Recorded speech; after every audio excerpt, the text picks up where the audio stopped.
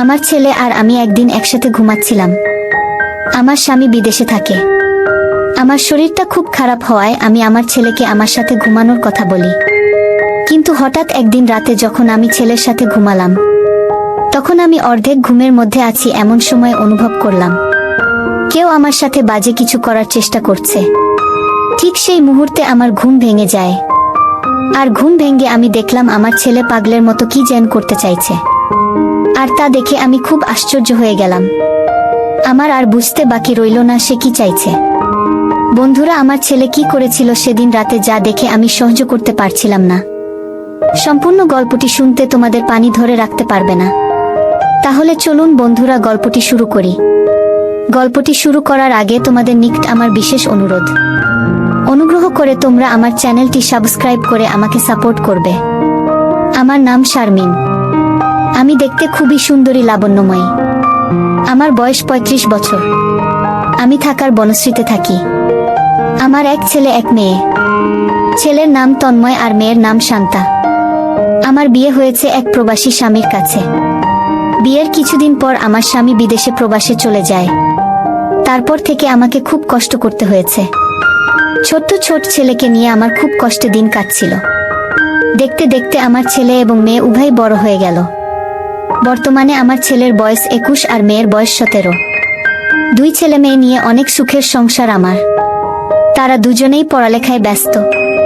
ছেলে বাড়িতে থেকে পড়াশোনা করছে আর মেয়ে হোস্টেলে থেকে পড়াশোনা করছে। কিন্তু মনের মধ্যে একটা কষ্ট আমার। বিয়ের পরে প্রায় বেশিরভাগ দিনই আমার স্বামী ছাড়া থাকতে হয়েছে। বলতে পারেন আমি খুব একটা বেশি স্বামীর আদর পাই নাই।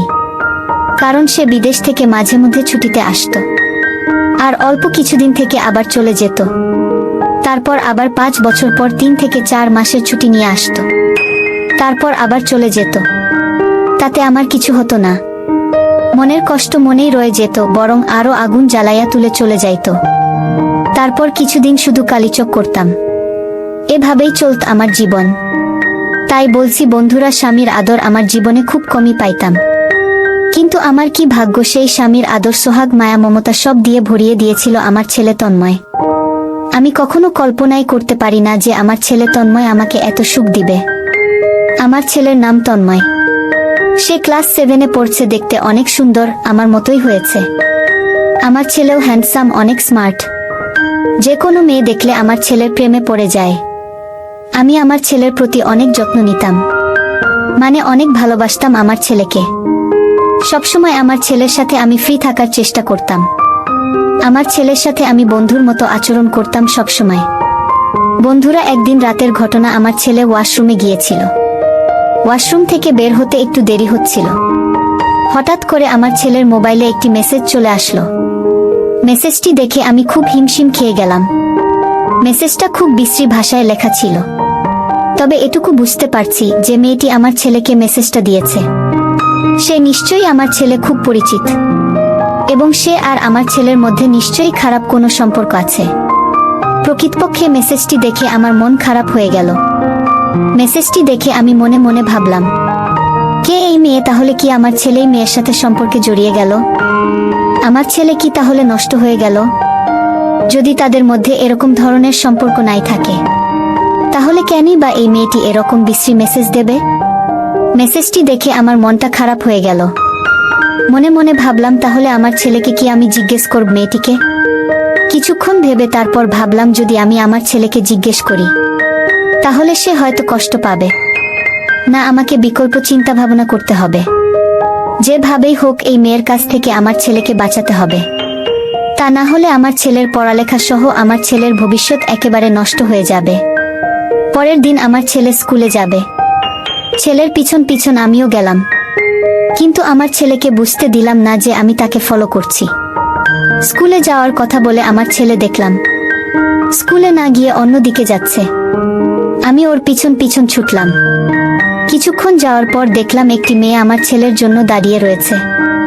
আমার ছেলেও তার কাছে চলে গেল এবং তারা সেখান থেকে অন্য কোনো এক জায়গায় চলে যাচ্ছে। আমি তাদের পিছন পিছন গেলাম। যাওয়ার পর দেখলাম তারা এমন এক জায়গায় গেল যেখানে মানুষ সচরাচর যায় না, একেবারে নির্জন জায়গা। খুব কম কম মানুষই সেখানে যায় আমার আর বুঝতে বাকি রইল না আমার ছেলে নষ্ট পথে চলে যাচ্ছে, যে পথ মোটেও তার ভবিষ্যতের জন্য ভালো না। তারপরেও তারা সেই নির্জন জায়গায় কি করে তা জানার জন্য এবং তা নিজের চোখে দেখার জন্য চুপি চুপি সেখানে গেলাম। আমি দেখতে পেলাম তারা জঙ্গলে একটি কুঁড়ে ঘরের ভিতরে প্রবেশ করছে, তাও আবার ভাঙ্গা, মনে হচ্ছে অনেক দিনের পুরনো। চোখের পলকেই তারা দুজন সেখানে ঢুকে গেল। আমিও চুপি চুপি তাদের পিছনে গেলাম। ভাবলাম আজকে তাদেরকে হাতে নাতে ধরবে তারা ঘরে প্রবেশ করার পর। আমি চুপি চুপি করে সেই ঘরের জানালার পাশে গেলাম। তারপর আমি সেই কুঁড়ে ঘরের জানালার পাশ দিয়ে উকি দিলাম। জানালা দিয়ে উকি দিতেই যা দেখলাম তাকে আমার দু চোখ মুছে গেল। অনেক কষ্ট করে তাকালাম, দেখলাম আমার ছেলে এবং সেই মেয়েটার কি রোমান্টিক দৃশ্য। মনে হচ্ছে তারা যেন নতুন কোনো দুনিয়ায় হারিয়ে গেছে। তারপরও আমি কিছুক্ষণ তাদের দৃশ্য দেখলাম। সেই সাথে আমার চোখ চলে গেল আমার ছেলে এসে ইন্টারেস্টিং জায়গায়। আমার ছেলেটা দেখে তো আমি পুরো অবাক। ছেলেটা এত নাদুস নুদুস হল কি করে? দৃশ্যটা দেখার পর ভাবলাম এখন আমি আমার ছেলে আর এই মেয়েটাকে হাতে নাতে ধরব, কিন্তু আমার মনের মধ্যে বাধা পড়ে যায়। এই মুহূর্তে যদি আমি তাদের ধরতে চাই তাহলে দুর্ঘটনা পড়ে যেতে পারি। দৃষ্টি কিছুক্ষণ দেখার পর আমি তাদেরকে সেখানে কিছু না বলে বাসায় চলে আসলাম। তবে দৃশ্যটি দেখার পর বারবার তাদের সুন্দর দৃশ্য চোখের মধ্যে ভাসছে। আমি খুব চিন্তায় পড়ে গেলাম। মনে মনে ভাবতে লাগলাম কি করা যায়। আর এসব যদি তার বাবা শুনে তাহলে আমার সাথে অনেক ঝগড়া করবে, রাগারাগি করবে, এমনকি আমাকে মারধরও করতে পারে। ছেলেকে এইসব খারাপি থেকে রক্ষা করার দায়িত্ব আমার। ছেলের এসব দেখে মনে মনে সিদ্ধান্ত নিলাম আজকে ছেলে বাসায় ফিরলে একটা ব্যবস্থা করব। মনে মনে ভাবতে লাগলাম কি ব্যবস্থা করব, কি করা যায়। এসব বিষয় তো আবার কারো কাছে শেয়ার করা যায় না। অনেকক্ষণ ভাবতে ভাবতে মাথায় একটা বুদ্ধি এলো, আর এই বুদ্ধিটাকে কাজে লাগানোর চেষ্টা করলাম। প্রায় সন্ধ্যা বেলা আমার ছেলে স্কুল থেকে বাড়ি ফিরত। আমি বললাম, বাবা তন্ময়, তোমার স্কুল থেকে আসতে এত দেরি হল কেন? তন্ময় বলল, মা, স্কুল শেষে প্রাইভেট পড়েছিলাম, তাই আমার আসতে একটু দেরি হয়ে গেল। ছেলের এমন গোছানো মিথ্যা কথা শুনে আমি অবাক হয়ে গেলাম। আমি তো বুঝতেই পারছি সে কোথায় থেকে বাড়িতে ফিরল, কিন্তু আমি তাকে বুঝতে দিলাম না। আমি ভাবলাম যদি আমি তাকে কিছু বলি তাহলে হয়তো এতে হিতে বিপরীত হয়ে যেতে পারে। তাকে আমার কৌশলে বসে আনতে হবে। সেদিন থেকে আমার ছেলের সাথে প্রেমের অভিনয় শুরু করি, যাতে কোনো মেয়ে আমার ছেলেকে নষ্ট না করতে পারে এবং আমার ছেলেকে আকৃষ্ট না করতে পারে। সেজন্যই আমার এই চিন্তা ভাবনা। কিন্তু এই চিন্তা ভাবনা যে এত গভীরে চলে যাবে তা কখনো কল্পনাও করতে পারিনি। সেদিন রাতে আমি আমার ছেলেকে বললাম, বাবা তন্ময়, তোমার মুখ এমন দেখাচ্ছে কেন? তন্ময় বলল, না মা, কিছু না। তারপর আমি বললাম, তন্ময়, আজকে তোমার সাথে আমি একটু গল্প করব। তন্ময় বলল, কি গল্প মা? আমি বললাম, তন্ময়, তোমার সাথে আমার অনেক কথা আছে। চল আজকে আমরা আগে একটু গল্প করি, তারপর কথা বলি। আর সেই সাথে আমি নিজেকে একটু অন্যরকম ভাবে উপস্থাপন করলাম, যাতে সে আমাকে দেখে আকৃষ্ট হয়। আমি তার সাথে ওপেন ভাবে চলার চেষ্টা করলাম। তারপর তন্ময় দেখছি মাঝে মাঝে আমার দিকে তাকাচ্ছে, আর কি যেন ভাবছে। তারপর তার সাথে আমি অনেকক্ষণ গল্প করলাম। গল্পের করতে এক সময় আমি তন্ময়কে বললাম, বাবা, আমার খুব ব্যথা করছে, একটু মেসেজ করে দাও। আমার কথা শুনে তন্ময় আমার দিকে হা করে চেয়ে রইল। অনেকক্ষণ ছেলের সেবা পেয়ে আমার ঘুম ঘুম ভাব পেল। তারপর আমি তন্ময়কে বললাম, বাবা তন্ময়, আজকে আমার খুব খারাপ লাগছে।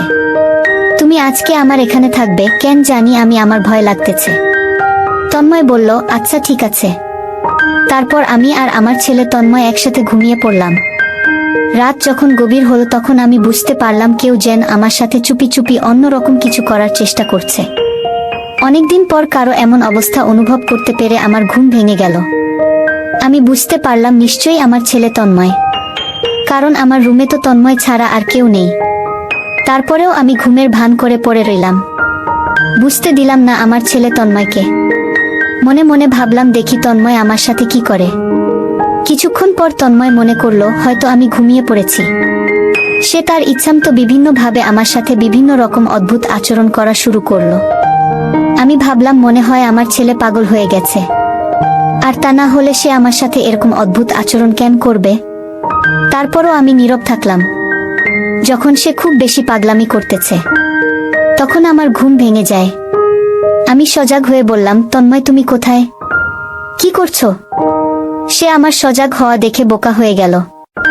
আমি বললাম, তন্ময় সমস্যা নাই, তোমার যা ইচ্ছা তা করো, কিন্তু বাবা আমার একটা শর্ত আছে, তোমাকে আমার ওই শর্ত মানতে হবে। তখন তন্ময় বলল, কি শর্ত শুনি? তখন আমি বললাম, তন্ময় আজকে আমি দেখলাম তোমাকে, তুমি একটা মেয়ের সাথে একটা জায়গায় গেছো, যেখানে তুমি গিয়েছিলে সেই জায়গাটা ভালো না, তবে তোমাকে কথা দিতে হবে তুমি আর কোনোদিন সেই জায়গায় যাবে না। এর বিনিময়ে তুমি আমার কাছে যা চাইবে তাই পাবে। বাচ্চা ছেলেদের মতো আমার সাথে মাথা নাড়াতে নাড়াতে বলল, আচ্ছা ঠিক আছে মা, আমি আর কোনোদিন সেখানে যাব না। তারপর আমি বললাম, তন্ময় আমি বুঝতে পেরেছি তুমি বড় হয়েছ, তোমার চাহিদা আছে, যদিও আমরা তোমাকে এখন বিবাহ করাতে পারবো না। যতদিন আমরা তোমাকে বিয়ে না করাবো ততদিন তুমি আমার মাধ্যমে তোমার কাজ চালিয়ে যাবে। সব কথার এক কথা হচ্ছে, তোমাকে ওই রাস্তা থেকে ফিরে আসতে হবে। তখন তন্ময় বলল, আচ্ছা ঠিক আছে মা। তারপর আমি আমার ছেলেকে বললাম, তন্ময় তুমি তোমার কাজ শুরু করো। মাত্র 17 বছর বয়সের ছেলে, তারপরও গায়ে প্রচুর শক্তি। আমার 17 বছরের ছেলের কাজ করার এত কৌশল দেখে